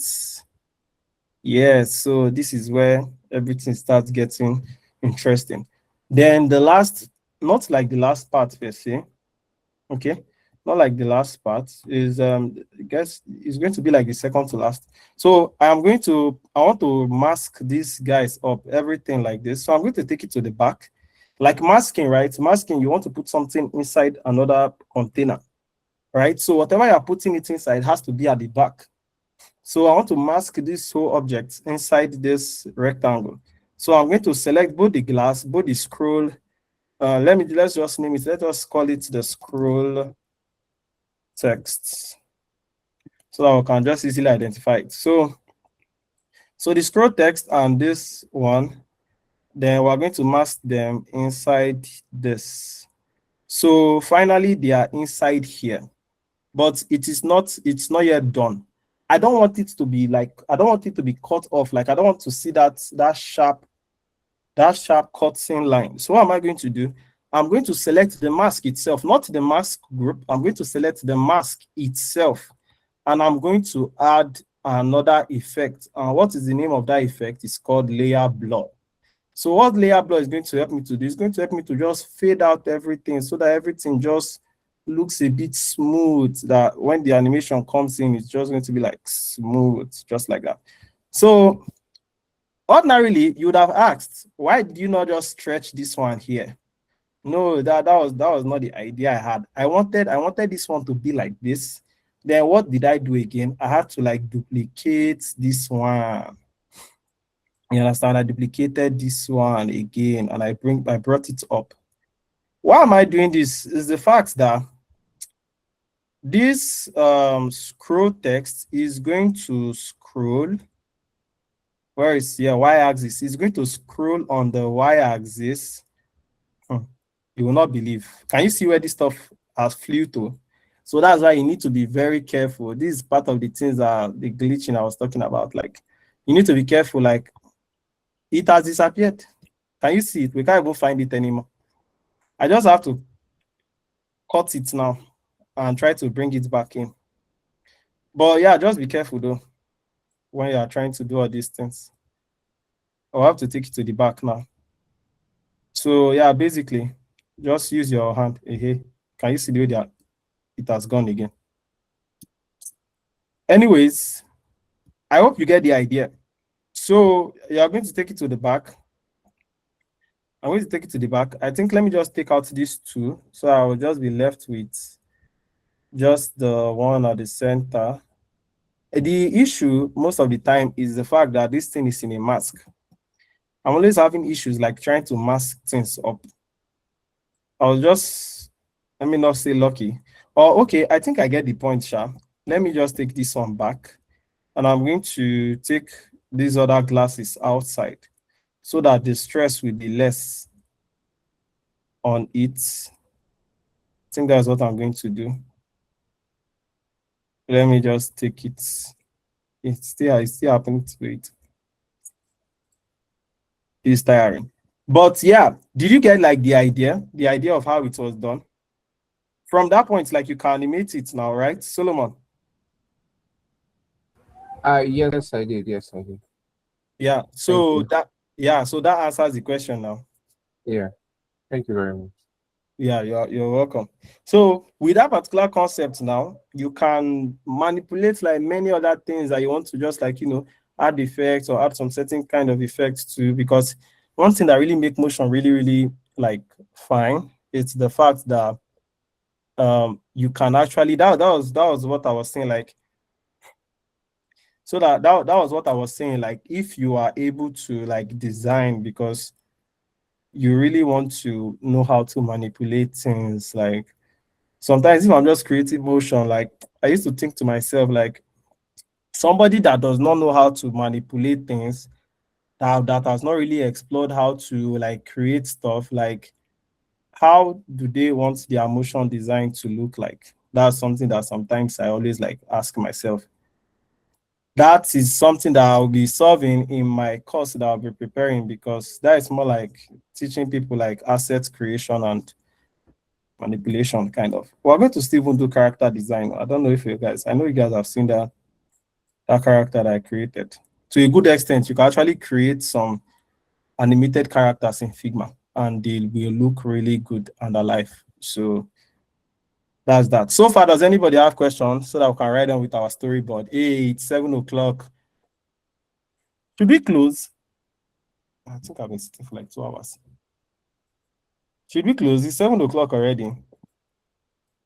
Should we keep to time and close? If you want to go, you do thumbs up. It If you want, depends. Like, okay, it depends. Like, if when next are we going to have the class? Like, continue from the class now.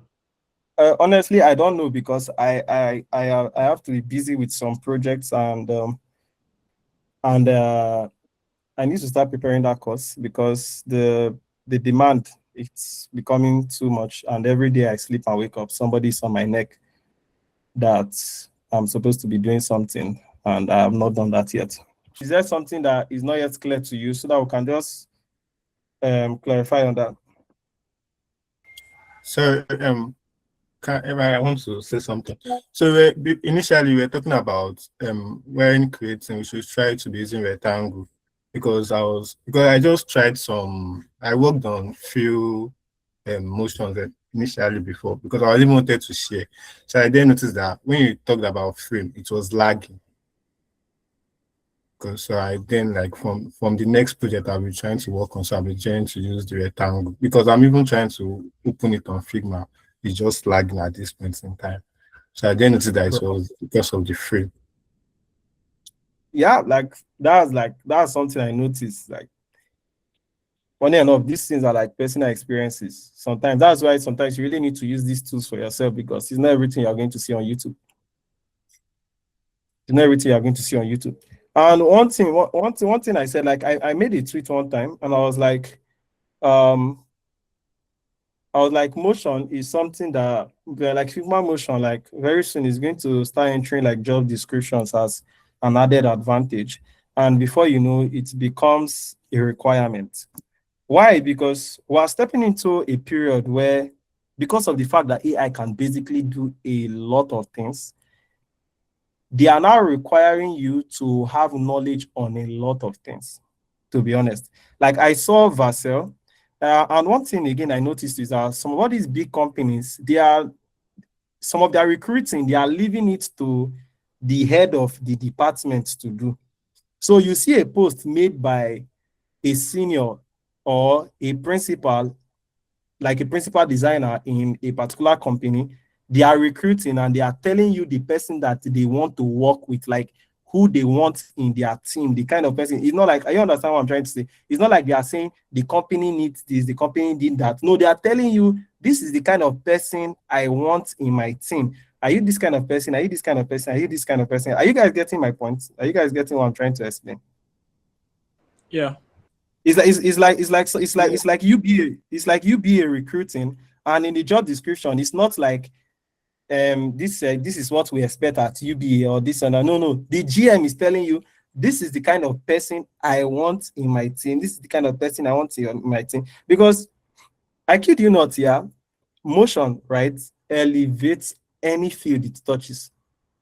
Why? Because it basically brings life. Because anything still looks dead, in quotes, no matter how beautiful it is, it looks dead.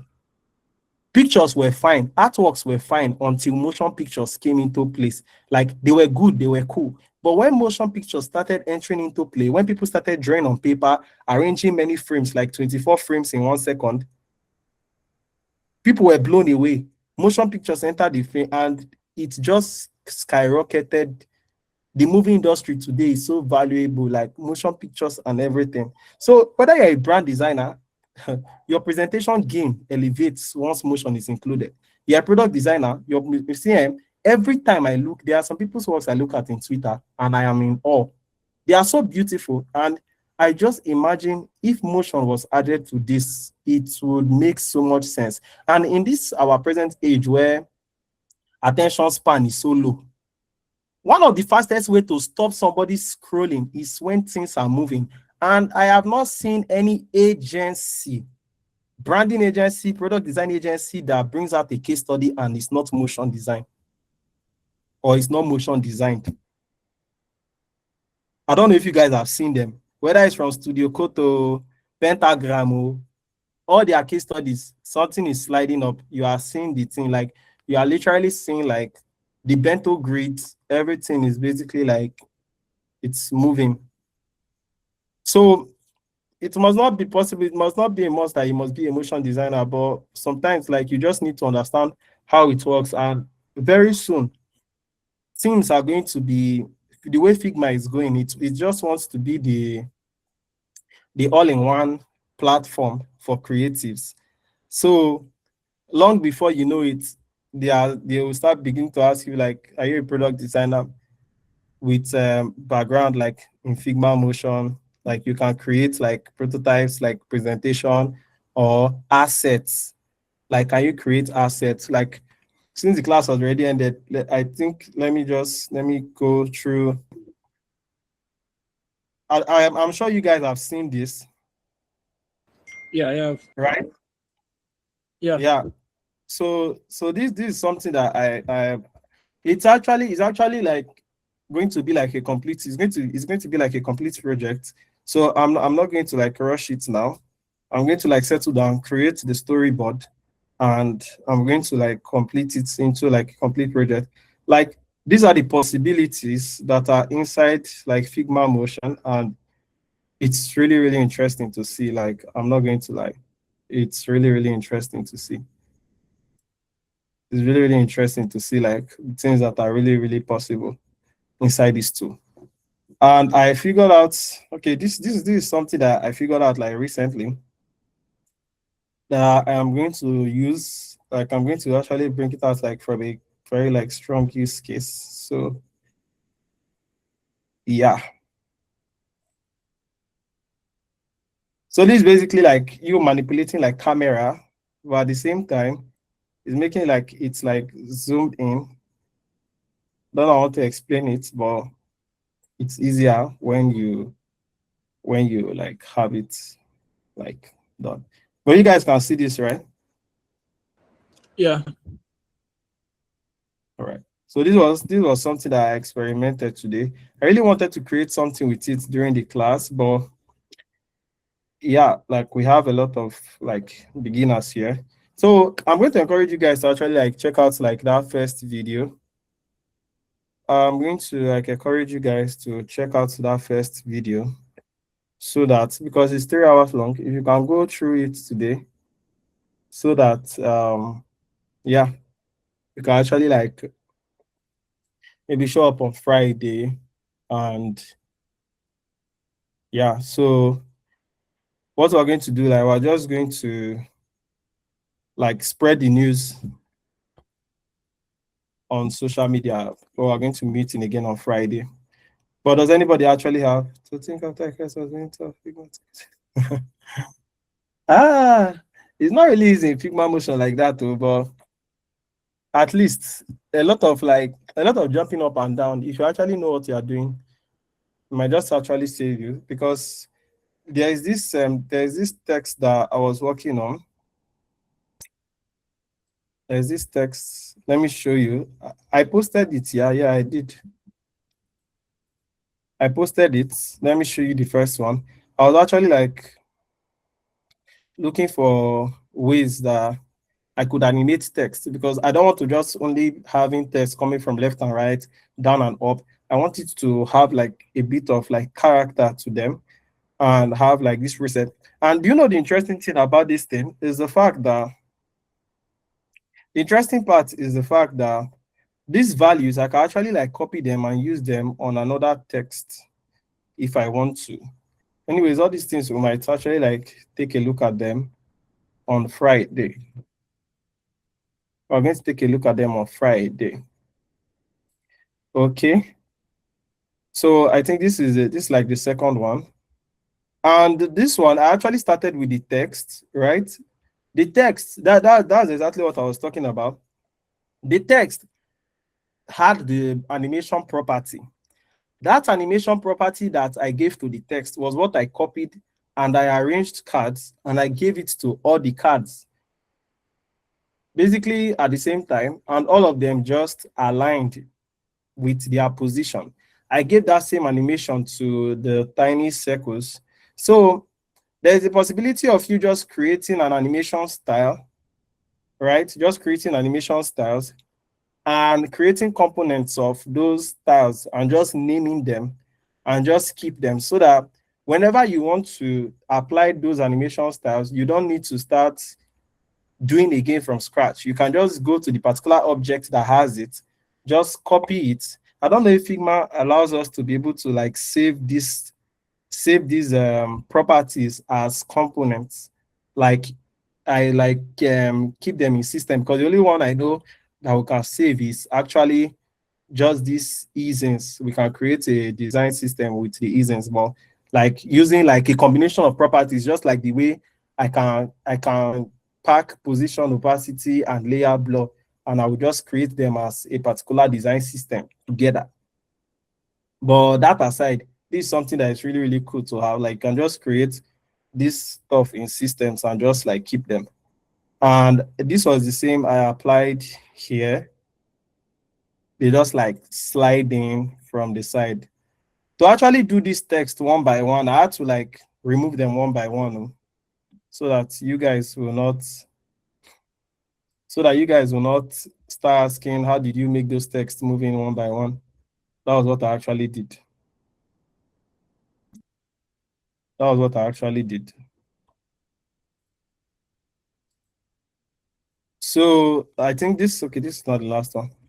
So this one is another this one was another interesting one. This was another interesting one. So it's really interesting, but let me show you what I mean when I say I can just copy those properties. Let me just copy this whole property like this. The property, and where is that file that we are working with? Okay, this file that we're working with. I'm just going to keep it here. And okay, it's here. You guys should just pay attention to this. The class is already done, so if anybody wants to leave, they can leave now. And we'll meet again on Friday. Okay, so what am I going to do? I'm just going to duplicate this, because I already copied those properties. I don't want them to leave my copied clipboard. So I'm just going to quickly like cut this out. So I'm going to arrange them. What am I going to do? I'm just going to arrange them, and I'm going to align them. Let me leave here. Now I'm going to align, I'm going to align them and give them like equal spacing. And I'm going to group them together though, because it does not really change anything. All right, so I'm going to enter the animation, and I'm going to select this one. In the effects panel, because I added blur, I think I added noise. Okay, blur. Let me just add blur, and I think it's blur. Blur is okay. I added blur. So I'm going to go to the beginning and I'm going to paste the value here. Did he enter? I guess the value has left. Let's go and copy it again. You guys should just pay attention to what I'm trying to show you.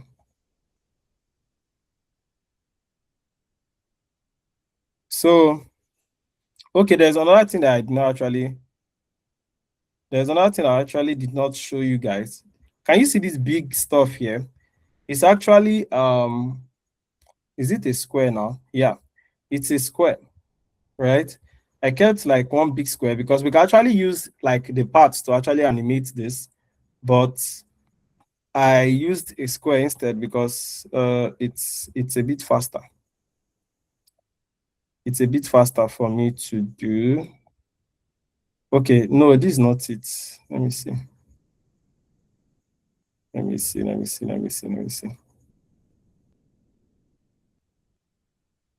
Let me animate this again. Let me see what happened here.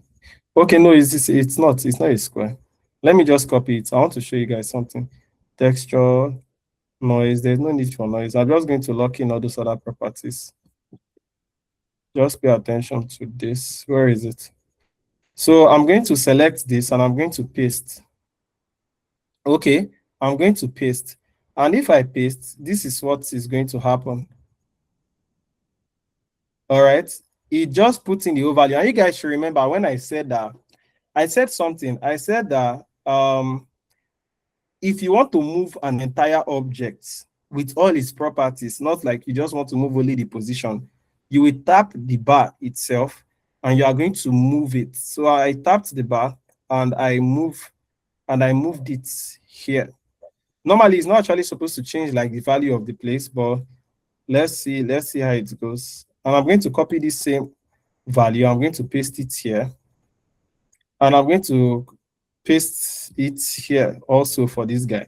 So what are we going to see now? I'm going to change their starting on the timeline so that each of them can start at different time and like leave at different time.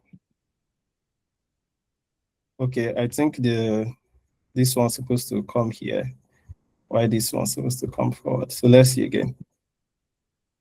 Can you see that? Can you guys see it? Yeah. Yes. So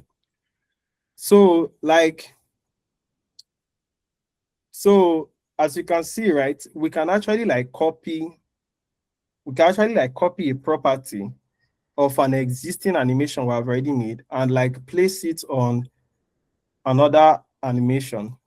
You understand? You get the point now, right? Yeah. So that's like something that it's really interesting if you actually like look deep into it. And hopefully on Friday, I just hope that we would like go through that first video and like, you know, come prepared. That's like next tomorrow, right? Next tomorrow. So yeah, does anyone have any question? How many of us have not even touched the tool at all?